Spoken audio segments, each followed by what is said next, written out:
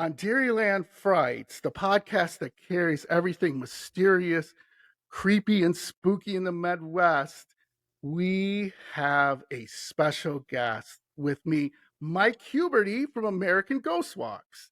Hey, Mike, how are you? Pretty good, John. Thanks for having us on. My name is Mike Huberty. I am the owner of American Ghost Walks, and we are a haunted history tour company. Yes, and I saw that. And you guys are, so I understand this correctly. You're the owner. Right. You're like all over the country, though. You're like in different states. Is that correct? Yes. So it started out. So interestingly enough, I've always been into ghosts and the paranormal. Growing up, it was always exciting whenever they would have some kind of real paranormal activity on TV. And my sister was really into. My sister's 7 years older than me, and she was always into it, always interested in it. And I remember getting excited when I was a little kid, and you'd see, John Davidson and Kathy Lee Crosby and Fran Tarkenton on That's Incredible talking about like the haunted Toys R Us in California, or there was a werewolf in England. Oh, right. And my mom used to have us listen to, the Chicago ghost hunter, Richard Crowe, when he was on WGN. Oh, sure. And we used to listen to him in the early 80s a lot. And he was always one of our favorites, learning about Chicago history and ghost stories. And we grew up in a small town called Big Bend, which is like a suburb of Milwaukee near Waukesha. And, sure. And so just always interested in that. And then I get to be about 12 years old. And what do you see in the local news is this haunting in Horicon.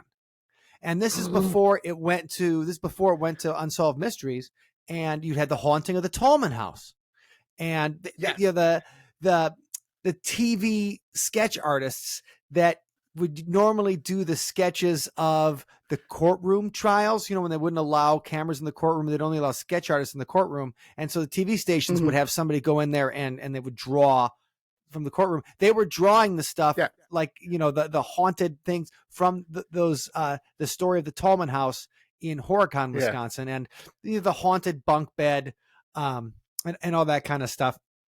And then a couple years after that, on the local news is Linda Godfrey and the Beast of Bray Road.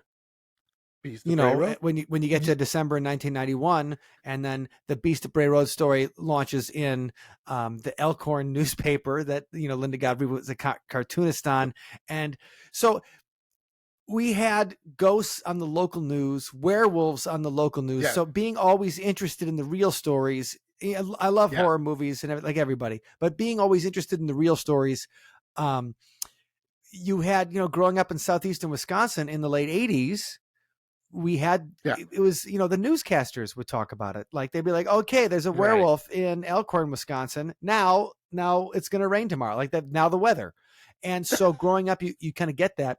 And so, and me and my sister were always interested in ghost tours. We eventually did take Richard Crowe's ghost tour in Chicago. Whenever we go on family vacations, we would take ghost tours and just really be interested in it and into it.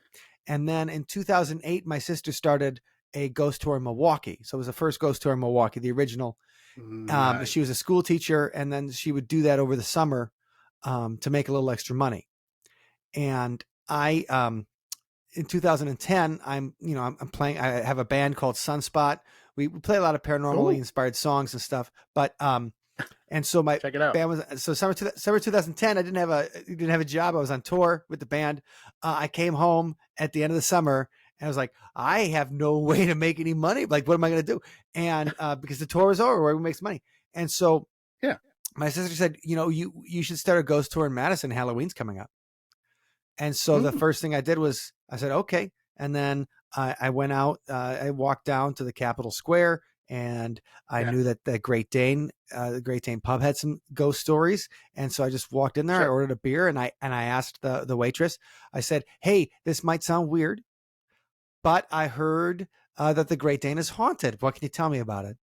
And she looks at me and smiles and says, well, I've seen 2 ghosts here, but you should really talk to the manager because she's seen like 4.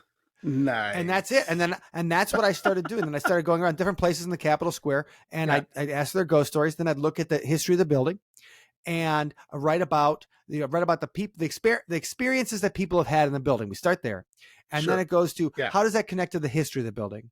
Then how does the history of the building connect to the history of the town? And then what was going on in the world at that time, to connect that all together. And and so I wrote a Madison Ghost Tour, and then I performed it for the first year. And I did, I worked to support myself with it, and then things kind of, grew from there, Right. doing it. Yeah, that is awesome, Mike, because that to me is what all paranormal people start out with. Like for myself, one of the things I saw from my mom one time was reading a book on the Summer Wind Mansion. That's in Wisconsin.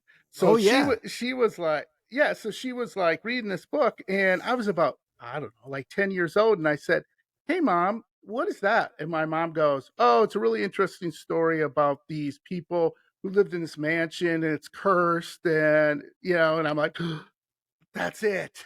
That is so cool. Right. That's something I'm really interested in.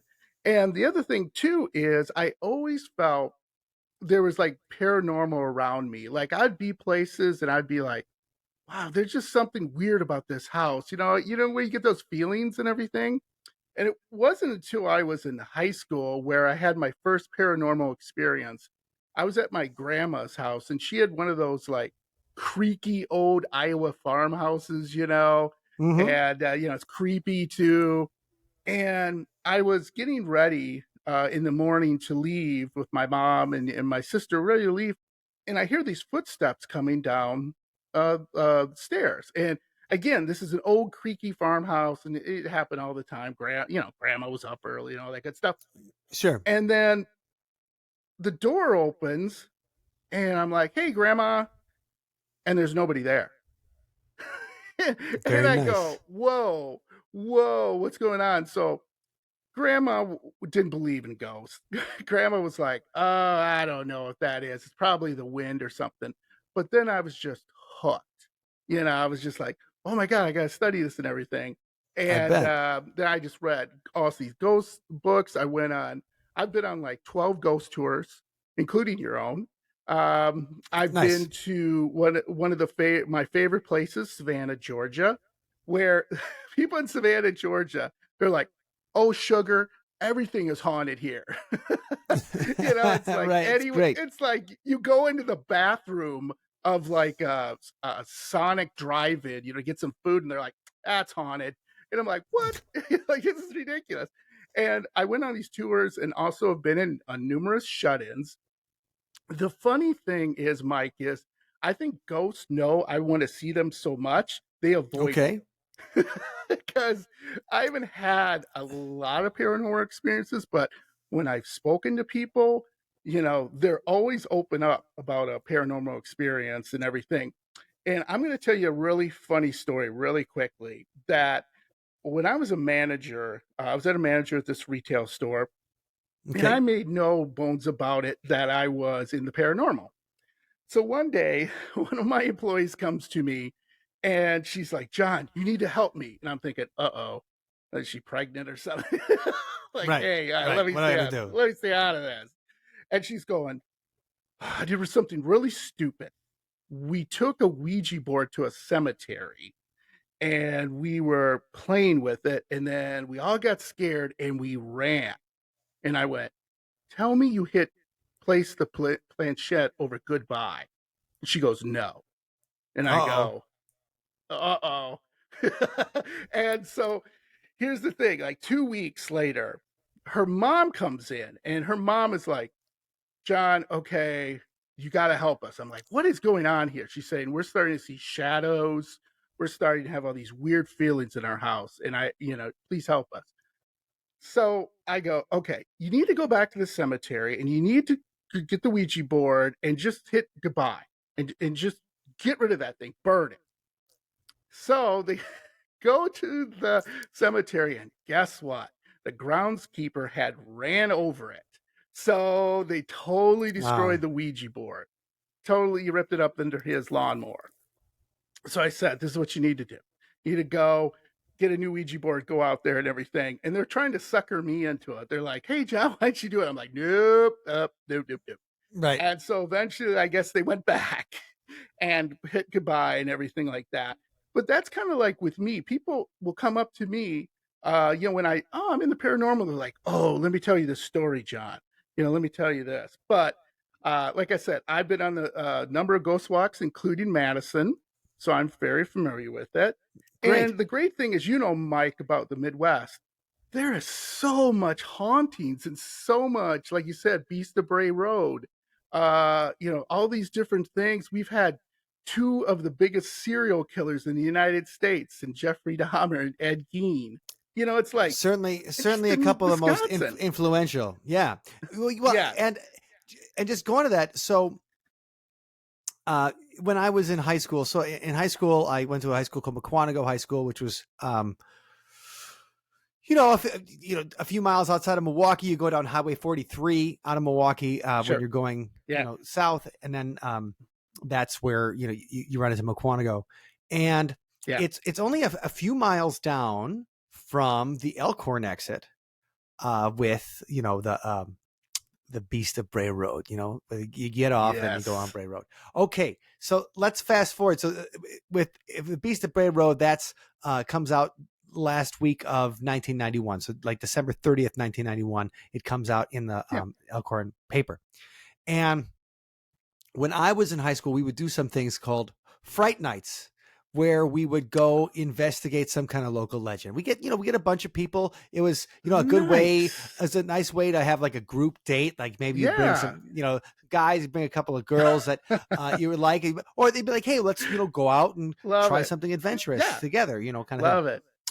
And so, we went on a lot of those different ones, and a lot of them turned out bust, but we go to this place in Mukwonago, and I remember coming off. It's right off the freeway exit, and it's all gone now because now that there's a medical center there. But this is 30 years ago when it was much less developed. And you come off the freeway, and then you're going down into the town, and there's a field to the right. And now the field, obviously that's where the medical center is, but it used to be just an old farm field. And there's a farmhouse, maybe a couple hundred yards from the road, that's burnt out. And it was there for decades. It was there for decades. Sure. And so I remember my sister, when I was a kid, we were driving to Mukwonago for some reason.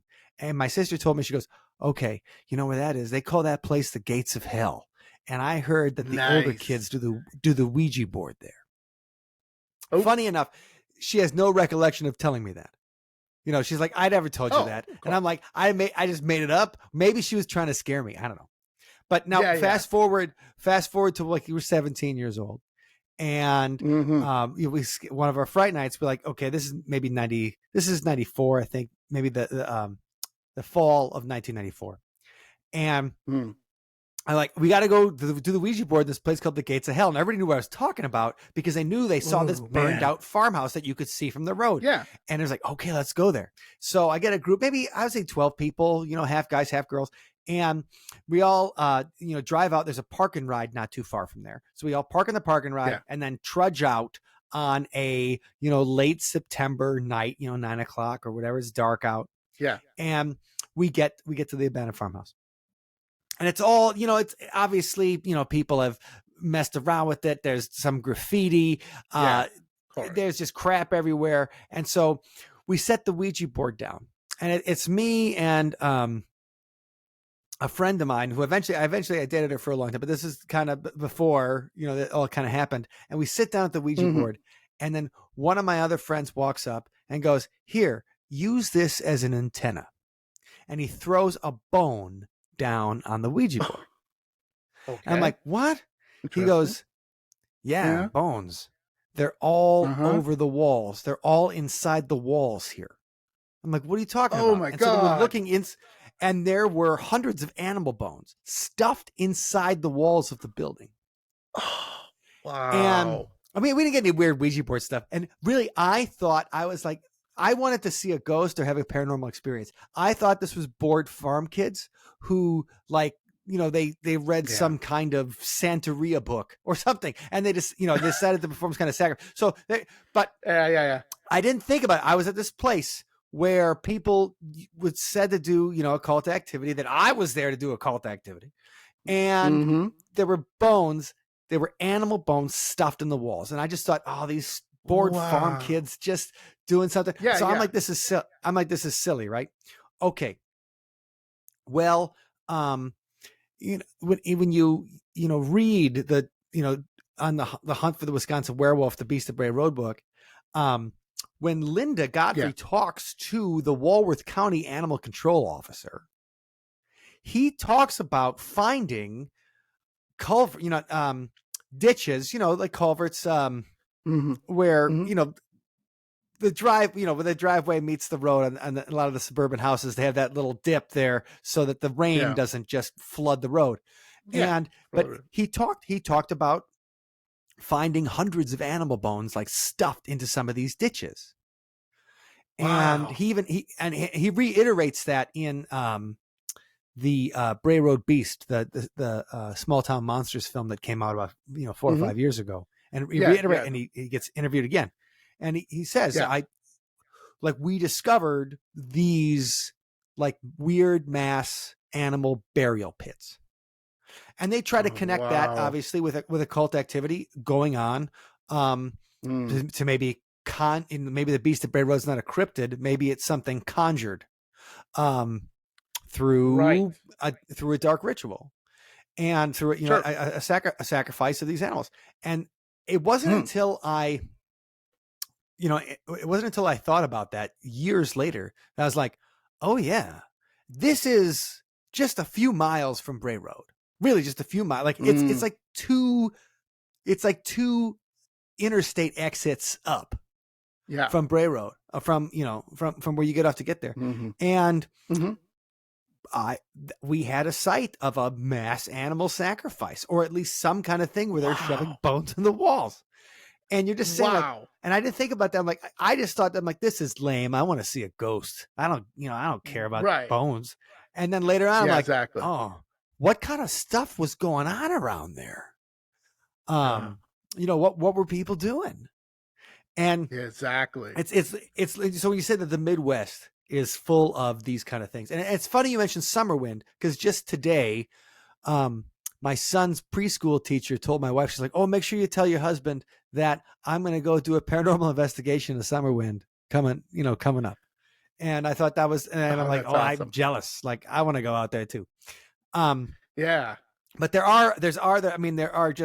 there's so much, and saying that the Midwest. So, I mean, I remember growing up, and like I said, I was always interested in the real paranormal stories that sometimes the early reality shows would have, Inside Edition, Current Affair, things like that. And Unsolved Mysteries. Right. Of course. Robert Stack and his, in his trench coat. And the fog coming through. Oh, it's really, really is beautiful. Really is beautiful. It is beautiful. I love that kind of stuff. And the idea that there are things in the world that we don't understand. I mean, that's Shakespeare, right? There's more to heaven and earth, Horatio, than dreamt of in your philosophy. And to kind of to explore that, in the Midwest, because all the movies are made in the production centers, obviously, I mean, Chicago's a production center, but it's not like Los Angeles or New York. So when you watch the movies and you watch TV, you're like, okay, well, all the good stuff happens in LA. All the good stuff happens in New York. In the Midwest, just flyover country, and it's boring. Part of what makes working on these tours exciting and doing the research and putting it together is that we get to show people how interesting their towns are, or if they're visiting the Midwest, the towns that they're visiting are. And so that to me is a real treat, where you're like, well, I did, even in Madison. So I came to Madison for college in 1995. And then I moved around a little bit for some jobs, and when my wife's first job after law school and stuff. But then I always came back here to Madison because I love it. Yeah. And it wasn't really until I was doing the research to create the Madison Ghost Walk that I started appreciating the place more. When I started paying attention to the history, that wasn't just the college, that I was used to, but I started learning about the history and the buildings and the people that were here before us and their legends and their stories. And then going back to some, Indian stories and things, when we talk about the lake monster and everything, and Bajo, we have here in Madison, but it's learning, connecting those dots makes you feel closer to a place. Really, it made me feel much closer to Madison. And when I'm doing research on a place, it makes me feel much closer. So if we can help people do that who come to town, whatever town it is in the Midwest, because we have tours in Milwaukee, Waukesha, Madison, Bayfield, Wisconsin, Lake Geneva. We've got a lot of this state covered.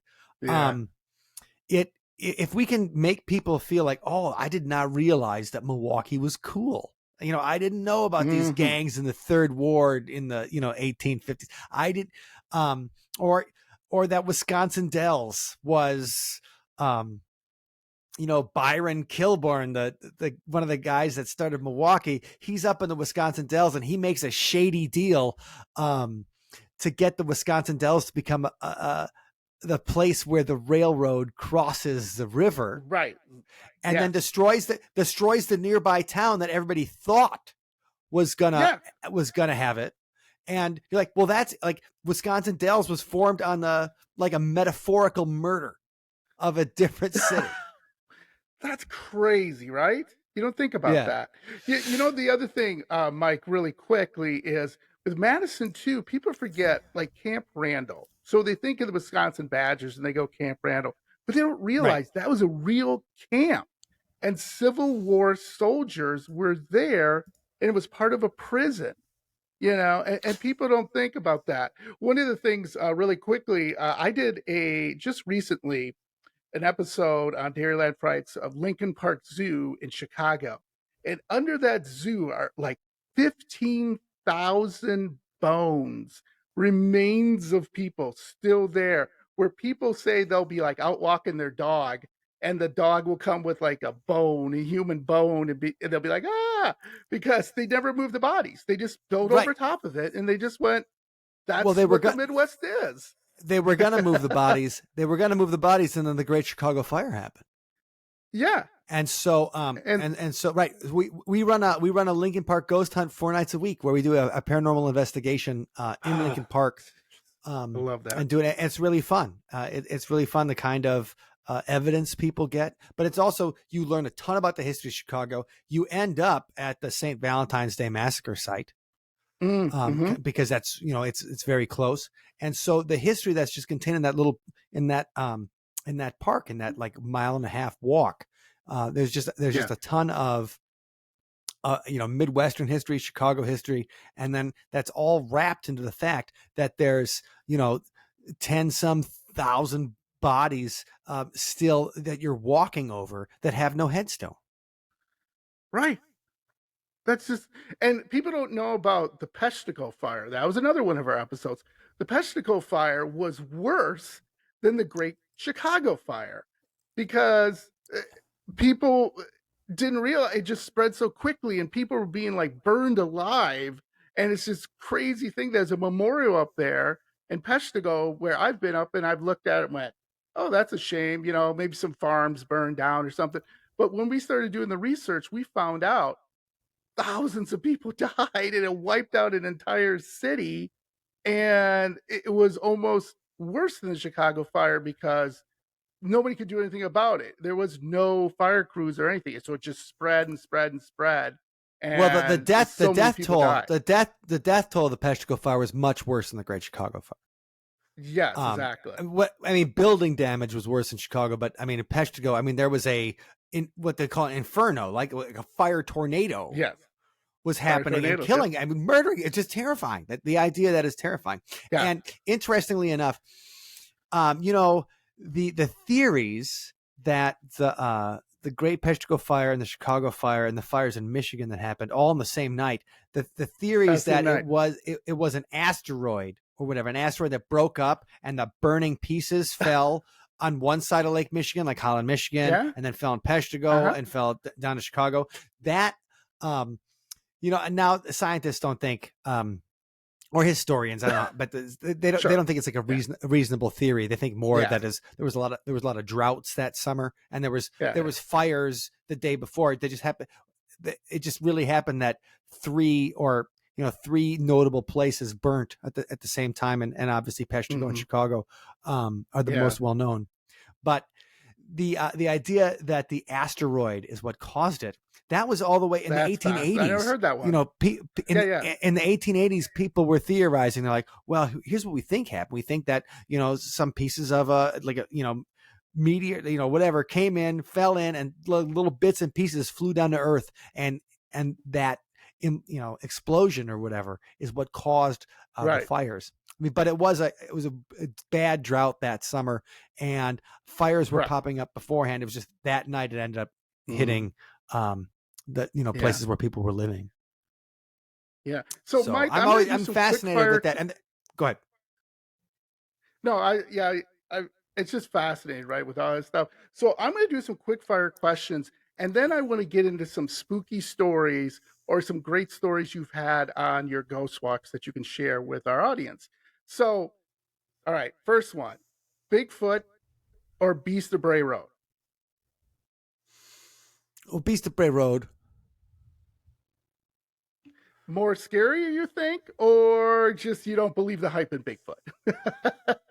Oh, well, I mean, I think the idea that Bigfoot might be like an interdimensional being, I find interesting. The idea that Bigfoot might be a ghost of a former, like a former hominid, I think is interesting. Yes. But the idea of Bigfoot as a flesh and blood cryptid, I know Lauren Coleman would excoriate me for this, but the idea of Bigfoot as a flesh and blood cryptid, I think, I don't buy it. If you want to say he's supernatural, flits in and out between our world and a different world, okay. But if Bigfoot's running around, I'd like to see his droppings. Yeah, right? Or something that we know he's there. So next question. Dark-eyed children showing up at your door, or disembodied voices you hear nightly that are children voices? Which is more scary? Dark-eyed children showing up or disembodied voices nightly at your house? Disembodied voices nightly in my house. Because disembodied voices, I mean, the black-eyed children thing, that feels like an internet meme. That to me, get a picture of them. Everybody's got a cell phone. Right. Show me the black-eyed. Show me a picture of the black-eyed children. Show me the ring camera. Show me the ring camera of the black-eyed children, please. Yes. Now disembodied voices at night. I mean, that's a ton of poltergeist cases that start with the knocking. They start with the knocks, and over time, things start happening. Knocks to things moving around till eventually a voice happens, and then the voice happens, and then there's some kind of physical manifestation that people can see. And so disembodied voices have been happening in poltergeist cases for thousands of years. And so I'm into that. Black-eyed children showing up on the ring camera, that's when I'll be into that. Okay. So be honest. You've already done my Ouija board. You already said you've done a Ouija board, so I won't get into that. Oh, yeah. Be honest with me, have you ever screamed like a little girl when you've been really scared? Oh, yeah. There's a place in Muskego, Wisconsin. And so Muskego is another small town outside of Milwaukee. And it's between Big Bend and Milwaukee when you're taking Hales Corners. I can't remember Forest Home Road. Taking Forest Home Road from Big Bend all the way to Milwaukee, you'll run through Muskego. And I remember one time my friend who had worked at a supper club in Muskego, he said, "Hey, have you ever heard about Haunchyville?"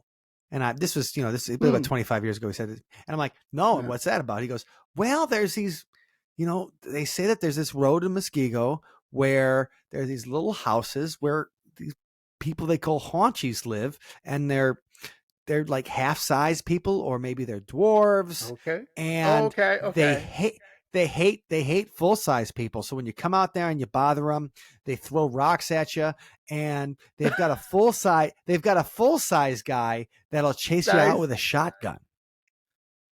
And I'm like, that sounds weird. And he goes, well, the reason they call them the Haunchies is because there was a farmer that lived nearby, and one day they find the farmer hung in his own barn, and he's hung there that he killed himself, and he left a note written that said, "The Haunchies made me do it."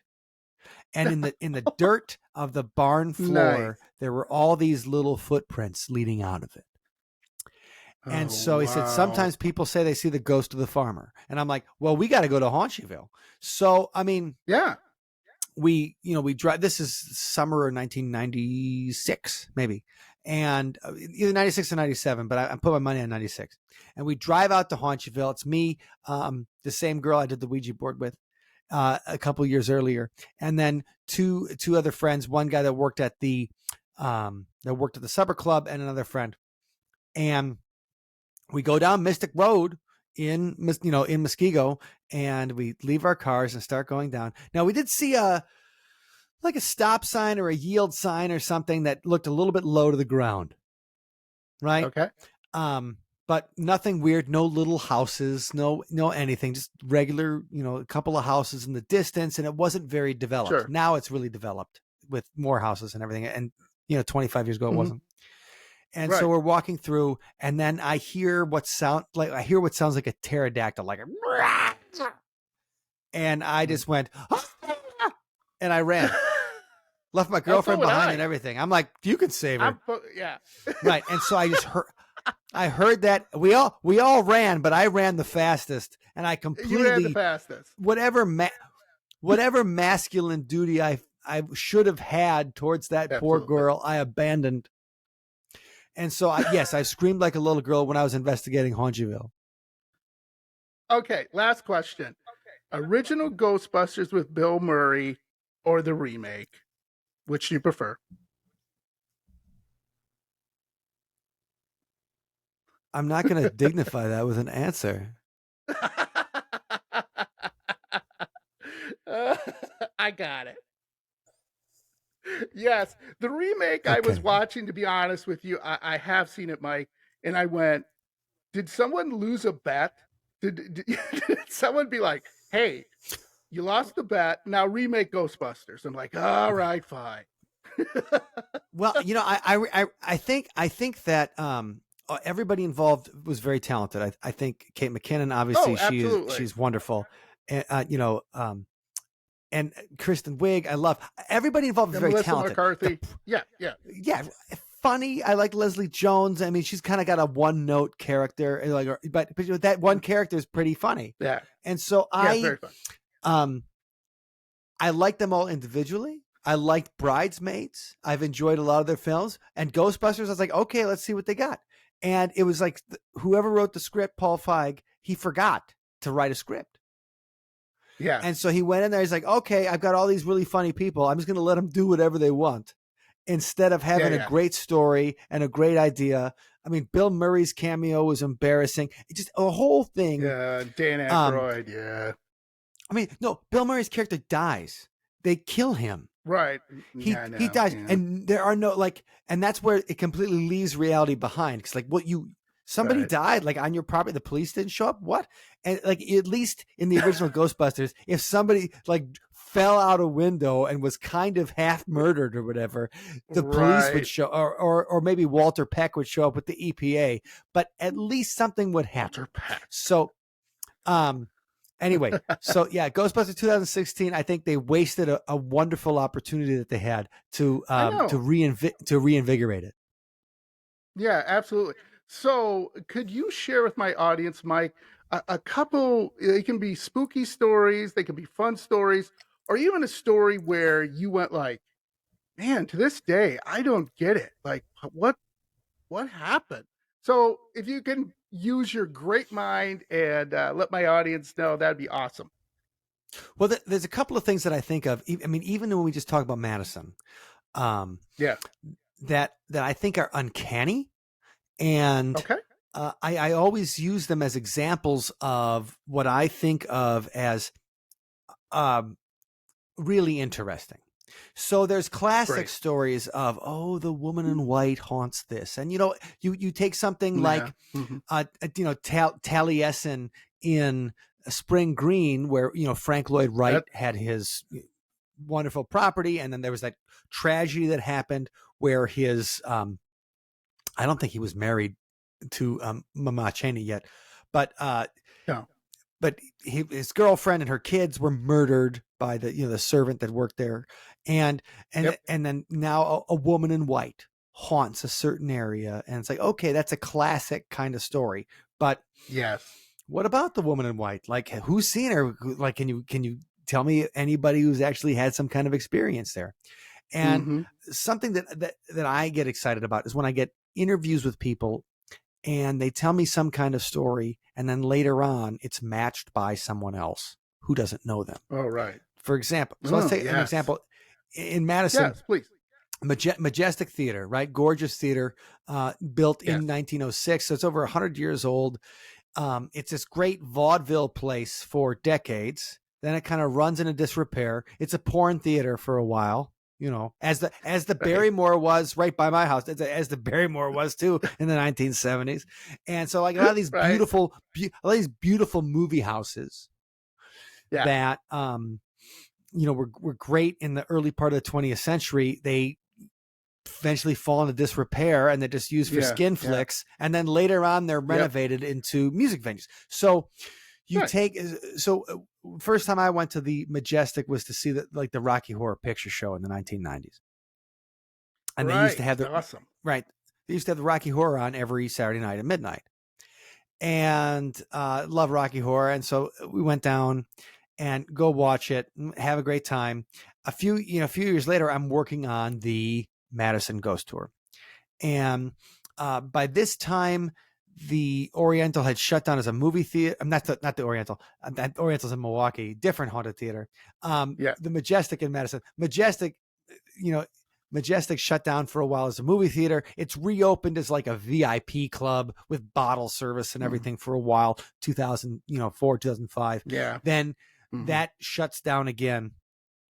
And by this point, when I'm working on that, I don't even believe it had reopened as a music venue yet. So now we just had the Majestic Theater sitting there, derelict for several years. Right. And I put out a call, probably on the internet or in different places or maybe in the One ads or whatever, when I'm looking for ghost stories working on the tour. And I'm looking for things specifically around the Capitol Square because I wanted to be a walking tour. And so I needed a route that people could do in 90 minutes to 2 hours, like the length of a movie, where, you wouldn't be like, I've been on ghost tours that go for 3 hours long. It's like, where's the bathroom, guys? I'm going to go on my pants. Right, exactly. And so you need something. You try to create an experience for people that's fun, it's interesting, and it's comfortable. So it can't be a death march or whatever. It's got to be an easy walk. It's got to be long enough so you don't have to worry about a bathroom break, and it's got to be enough places where you feel like you've seen enough of the city to get a good idea, of it. And so I put in my ads looking for, hey, anybody had a ghost story in this area? And I get a call from a guy who used to be the stage manager of Rocky Horror at the Majestic in the 90s. And I'm like, all right, let's talk to this guy. And he talks about the Majestic Theater. He's like, yeah. He goes, man, that place super haunted. In their dressing room he's like, they called it the green room, their dressing room. Yeah. Where they would get ready and they, because in Rocky Horror, to people who haven't seen it, they may have seen it on TV, but the movie theater experience was that there was a live cast in front of the screen who would act out the film while the film was going on. Yeah. And so you would, there's a part they get married, you throw rice. There was a part with squirt guns, depending on the theater. Some theaters allowed the squirt guns, some theaters didn't. Right. That you would just toss these things or do these things in the middle of the film at these certain points. And everybody would sing along to the songs with modified lyrics and the whole deal. But a live cast would act out the movie in front of you. So there would be a group of people who had the movie memorized, and they would be acting out and do all the things and turn around and the scenes. It was really fun. And you see, he was the guy who kind of got everybody together and stage managed the cast for the Madison production of Rocky Horror. And he said that in the green room, there was a ghost there that wouldn't leave any of the girls alone. Like he would hide their brushes, hide their makeup, kind of mess with their hair, like pulling their hair, a little fresh and things. Yeah. And so their theory was that it was a spirit who had killed himself inside the Majestic Theater. He was an actor back when it was a vaudeville theater 100 years ago. Oh, sure. And so the actor had killed himself inside the theater over a broken heart, and that's why he was annoying the girls. And they called him Joe. Oh, okay. I was not able to find any. I mean, usually suicides don't get in the newspaper anyway. Right. But I wasn't able to actually, verify anything about this actor that killed himself. But it's an interesting story that they would tell. And they were definitely having paranormal experiences there.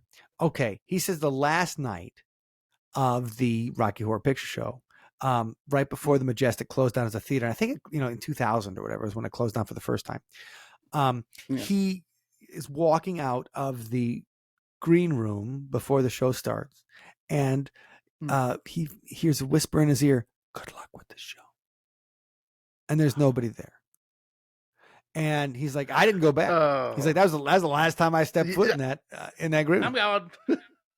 Okay, fast forward. Okay, so I was designing the Madison Ghost Walk in 2010. And 2013, I'm at a music conference in Chicago.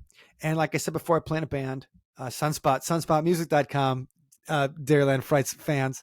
But Thank you. So I'm at this music conference, and I'm hanging out with one of the interns at the Majestic. And everybody's just talking, we're having beers, talking about music and music industry and all that kind of stuff. And our favorite bands. And she asked me, she goes, "Hey, you're into ghost stories, right?" And I'm like, "Yes, I am." And she says, "Okay, what can you tell me about the Majestic?" And I said, "Okay, why don't you tell me what you know first? Because, you work there." Yeah. She goes, "Well, I don't know too much, but I tell you, every time I'm in the women's bathroom, I feel something weird, like somebody's grabbing at me, or I'm feeling being watched, or it's a weird." And the other ladies had that same kind of experience in the bathroom. So she goes, we don't like the women's bathroom at the Majestic." I'm like, "That's interesting," because between the 1990s and the 2010s, when it reopened as a music venue, the area that used to be the dressing room, the green room, is under the stage. And so that's what they turned into the bathrooms under the stage. So the very same room that the people had the experience in Rocky Horror, where Joe was annoying the girls, fast forward 20 years, and now it's a girls' bathroom. Now it's not the dressing room. Now it's been remodeled and all those kind of things. People are having the exact same experiences in the exact same space, decades apart, without even knowing the story of Joe or the kind of legend that had kind of happened in the meantime. Love it. And so to me, that's like, okay, now that's interesting, because people from different times who have the same experiences in the same place. And so that one is one of my favorites in Madison, at least, of people having similar experiences. Yes. Let's fast. You were talking about the Civil War before, and you were talking about Camp Randall as a prisoner of war camp, and it was not a prisoner of war camp for very long. No, because like dysentery, like the Oregon Trail or whatever, like dysentery went through the camp, and it killed over a couple hundred of Confederate soldiers, which is why we have Confederate Rest Cemetery here, the northernmost. Why would we have a Confederate cemetery in Wisconsin? Is because exactly. And the thing is, when the higher ups in the Union Army, like when I don't know if it was a general or whatever, came through And after a couple of months, and heard the reports that the conditions at Camp Randall were terrible, they discontinued it as a camp and they moved everybody to a camp closer to Chicago, because it just the conditions here as a prisoner of war camp in Madison were atrocious, and a lot of people died, and so people will still see Confederate soldiers in Camp Randall, like they will see ghosts of Confederate soldiers in Camp Randall. Yes, but most interestingly to me is that I was doing a podcast with, Joe's got a show called The Insane Asylum. It's another Madison like paranormal podcast. And sure. And so, and this was a couple years ago, and he used to work in security at the Rayovac factory in Madison. So Rayovac used to be at the corner of like Winnebago and East Washington in Madison. Right. Mm-hmm. And now it's they still call it Union Corners. And the reason they call it Union Corners is because the train came through there, and that's where people would get on to go to the front for battle. Like, so all the soldiers from Wisconsin, whatever, that if you were drafted or if you were conscripted into the Union force, you would come to this place to get on the train, and that's where you would go to where the battles were happening. And so they call it Union Corners. Well, the Rayovac factory was there for a long time. And so Joe was telling me, he's like, I was security there, and I used to have a security guard. She came up to me and she told me she saw a Civil War soldier. And I was like, what are you talking about? And he tells me about that and I'm like, well, that's Union Corners, right? He's like, yeah, they call it Union Corners. And he thought it had to do with like a labor union. Well, it's Madison. Union, most things have to do with a labor union, right? Yeah. But I'm like, no. It had to do with Civil War soldiers. So the fact that, your security guard or whatever saw a Civil War soldier, not realizing, because he's like, what the hell would a Civil War soldier be doing here? Not realizing that, we had a POW camp, that that Wisconsin, Madison was the place where people would get on the train to go. So there were thousands of Civil War soldiers, hundreds of Confederates at least, and thousands of Union soldiers who had passed through that place. So seeing one walking around the Rayovac factory is not that, as a ghost person, you're like, well, yeah, of course, there used to be Union soldiers. But he was like, isn't that crazy that they saw Confederates? I'm like, no, it's not crazy. And so what I like about that, though, is that you have people who are not bringing a preconceived notion to the story. They're best. Just like, isn't that weird? And you're like, yeah, not really, but the fact that you didn't know about it and you still saw something makes it interesting to me, because that's the kind of thing where we're not, as ghost people, and who are interested in this kind of thing. A lot of times we'll know all about the stories before we go to a place. We'll know the legends. Mm-hmm. There's been decades of people going to the place who have left some kind of energetic, and I know I'm talking out of my ASS now when I say that have left some kind of energetic imprint. We're leaving the realm of science and going into the realm of theory very quickly. And they've left some kind of energy in a place, and their thought, and they're expecting to see something, and they're hoping to see something, and all that kind of thing. In we talk about Summerwind, or you talk about any of these places that have had hundreds of paranormal investigations, or night after night of paranormal investigation. Like, are you seeing are you seeing the disembodied spirit of somebody who lived there at one time, or are you seeing tulpa created by thousands of people that have sat there and imagined it over the course of decades? Yes. So when you have those situations where people see the same thing completely unrelated, that's when I'm like, okay, that's cool. Now, what is it? Is it a recording? Is it the stone tape? Is it, a place where you have some kind of, some imprint is left, like the recording, like the grooves in a record, and the right moment, the grooves are played, and then you see this played out before you, the recording. Are you Yeah. seeing a disembodied spirit, or are you seeing a thought form created by all the expectations of people over the years? And so that when you Yeah. put those things all together, it's just an interesting way to look at the world, look at life, and or look at the afterlife. And so Yes. that to me is what I'm most fascinated by, because I've had some, I Right. mean, I've had some scary experiences and things like that too. But I think that the when you get when you get a bunch of people seeing the same thing at the same time, Mm-hmm. that's when, okay, like either Yeah. it's a mass hallucination, or there's something that you guys all saw. And if it's a mass hallucination where four people all see the same thing that's not Yes. actually there, well, that's paranormal too, because that's Yeah. non-physical communication. I'm interested in that. Yeah. Absolutely. And the biggest thing from me, Mike, too, what I'm really interested in, like you said, tulpas, which I'm absolutely fascinated. I'm also fascinated with doppelgangers, as well as I'm fascinated with people who, like you said, aren't really used to the paranormal and what's going on and everything like that. Like you said, that's the most original. Where, like I said, my grandma was, yeah, I've heard those noises before, whatever, Sure. but she's heard them. I've heard them. And the biggest thing I always tell people who come to me and they'll ask me questions about it, and they'll be like, what's the difference between an intelligent haunting and just a residual haunting? And there's some other hauntings in there too.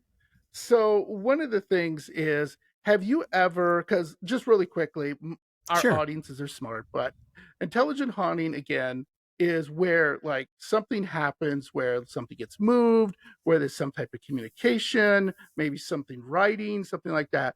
And a residual haunting is like a movie clip. Like every day at 8 o'clock, you see the white lady walk down the steps. My question to you is, have you seen either one of them? Have you seen an intelligent haunting? Have you seen a residual haunting? Um, just kind of curious. Intelligent haunting, I'm not sure. We've had some Okay. weird Ouija board stuff when talking things, and the idea that an intelligent haunting would have to be something where you ask a question and it reacts, Exactly that too. to asking your question. And so if you ask a question and all of a sudden it reacts with an answer, well, now you're dealing with something that can answer your question, which is Right. intelligent. Whereas, I can talk, you can't talk at a DVD, and it'll just replay the same thing. Residual haunting. My band was playing at a bar in Wausau, Wisconsin, called the Fillmore. And the Fillmore, it's Okay. right by the Grand Theater, which is a ton of hauntings, in Wausau. And so we're playing at this place called the Fillmore, really nice venue. Nice. But we're hanging out at the bar, and the bartender says, like, oh, you got to see the ghost at like 1 o'clock in the morning. I'm like, what's that? She goes, oh yeah, it flashes the lights and Nice. stuff, and this happens every time. Yeah. I'm like, okay. And so this was like at 8 o'clock, because we're kind of bored. We're waiting to go on, and we're bored. We're waiting to go on, and you kind of just talk to the people who are hanging out. So we talked to the bartender, and I asked if it was haunted, and she goes, that's when she said, oh yeah, the ghost comes at 1 o'clock in the morning, and kind of just, I don't know, the power gets funky and stuff at the same time every night. All right. And we play the show. We have a bunch of weird things happen while we're setting up for the show, like a piece of metal falls from the ceiling. The sound person, she had said that she had seen a whole bunch of stuff up there, and like, so that's what we were kind of like, oh yeah, it's haunted, and the sound person sees this and all these kind of things. Yeah. And then we're taking a break. We go up and somebody wants to buy us shots, and they had like Sunspot shots. They had shots named after us that night, like a special kind of like vodka and orange juice and a whole bunch of stuff. Right. So like, I'll buy you some shots. I'm like, yeah, we should buy the ones named after our band. And then you should buy some CDs. And so, we're doing the shots, and it's maybe 12:58, and then talking and stuff. And then all of a sudden, like, the lights flash and the power gets funky. Like, one of our amps resets on stage and everything. And, I look at the clock. I'm like, oh, it's 1. And then I remember, because this is somebody told me 5 hours before that the power always shifts and acts funny at the same time every night. And I just experienced it and didn't realize it at the time. Like, oh, that's weird. And then I remember that somebody told me about it a few hours beforehand. And so that's the only time I've seen a residual haunting where the same thing seemed to play. I mean, what could that be where it would happen at the same time every night? Like what from the power company? Is there some kind of faulty wiring that something happens every 20 reliably every 24 hours? I don't know. Mm-hmm. But that was their experience at that particular establishment. So then, being in a band, you're familiar with the Eagle Ballroom and the Rave, correct? Has your band ever played there, or have you? Yes, have you ever? Played oh, awesome! Not the Eagles Ball. We're not big enough to play at the Eagles Ballroom, but we've played in the Rave Bar. So. Yes, and you're familiar with all the ghostly stories there and all the band stuff. Any experience there, really quick? Well, my sister just went on there. They did a big haunted thing over Christmas, and they let people down to see the pool. They let people down to see the pool. Yes, that's right. And so over Christmas, she went in there, and we have a whole article on the website, AmericanGhostWalks.com, about, the haunted stories of the rave. And in particular, like she got to see the pool where somebody died and they said was really haunted and all those kind of things. And she even found the newspaper clipping of the person that passed away down there. But I think my favorite story about the Eagles Ballroom is that, Buddy Holly played there a couple of dates before the plane went down in Clear Lake, Iowa. That killed him. It killed the Big Bopper. Big Bopper, Chantilly Lace and a Pretty Face. You recognize the song out there. And then Richie Valens, the La Bamba. Obviously La the Bamba, movie was famous, and then the song La Bamba. You've all heard it. And the people would talk about, they'd be playing at the Eagles Ballroom, and they'd get on stage and they would look, and in the curtains in the wings, they would see a figure with the glasses, and he would kind of give them a nod, give them a smile. And so that Buddy Holly still walks the stage of the Eagles Ballroom in Milwaukee. That's what I always thought that was the most interesting story about it. Beyond that, I mean, I also heard the place was mobbed up for a long time. So I'm sure there's some kind of, true crime there that ended up as a ghost story. Yeah. Yeah. So last question. Mm-hmm. Who would you like to play with, living or dead, in your band? Who would you like to rock out with? It could be Mozart if you want. It could be Mozart if you want to say like Mozart, Beethoven. Sure, go ahead. No, I think the most fun would be to write a song with Jim Steinman, who wrote all the Meatloaf tracks. He did a lot of. He worked with the Sisters of Mercy. He wrote Bonnie Tyler's, all the songs off the, Holding Out for a Hero and things like that. And Jim Steinman and all the Meatloaf classics. And then, I think I would have loved to have worked with him because I think the way he puts together like a 9-minute opus of all these different kind of rock things, would have been a dream. So when he died, I was like, well, I guess I'm never gonna fulfill that dream. But he's the kind of guy that I would have loved to have tried to, written a song with at some time. So did he do Paradise by the Dashboard Light? Was he one of the writers on that? Yeah, so he wrote that whole album. He wrote Bad Out of Hell and Bad Out of Hell too. Yeah. That's awesome. So, hey, Mike, I could talk to you for hours because this is awesome. Fun. So why don't I ask you now to kind of tell people, how do they schedule a tour with American Ghost Walks? Where do they find you?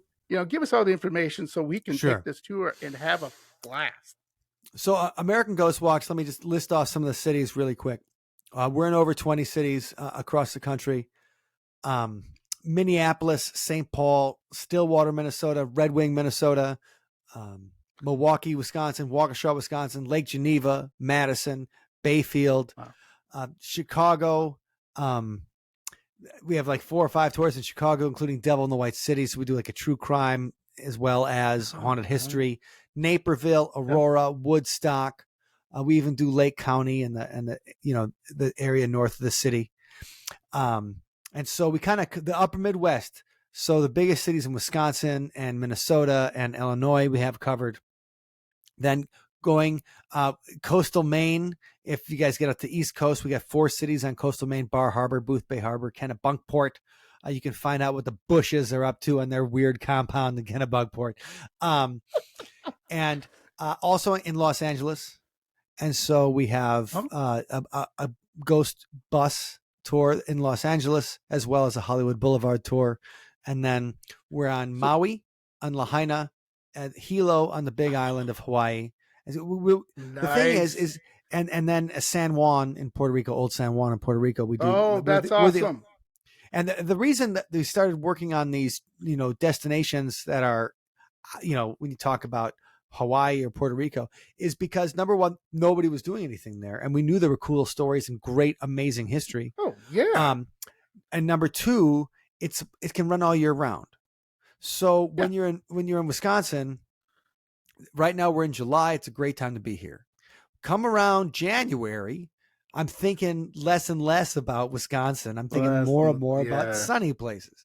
And so you need right. And the reason and so you need to have a business that can run year round.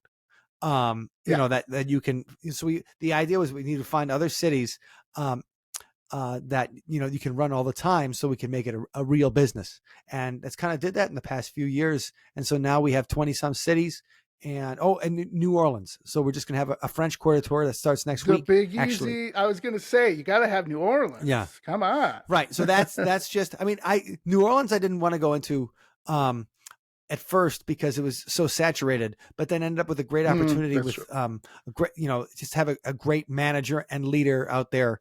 And so kind of the opportunity kind of fell into the lap, the American Ghost Walk's lap, and wanted to take advantage of a really like a really experienced, tour guide and manager. And so now we've got a great team down there, and then we're just starting in the French Quarter. So I'm really, really excited about that. And it's all at AmericanGhostWalks.com, including a new paranormal story that comes up every week. And we've got, 100 on there right now about all our various destinations, as well as like a paranormal potpourri of, interesting stories and stuff. But so we have a newsletter that comes out every week, where we delve into paranormal from each of the locations and ghost stories, or it might be ghost stories. It might be the, Bermuda Triangle, or, it could be UFOs. Sure. And so you can find that all at AmericanGhostWalks.com. Yeah. And just really quickly. So what does the tour include? You have a tour and you go to the sites. Is there anything else you kind of want to mention with that makes you guys special or a little different from other tours? Well, I think what makes us special from other tours is that we don't make anything up. And yes. Well, we take it seriously. So that to me, it's not fun if I know somebody's making something up or using a story that I know is untrue.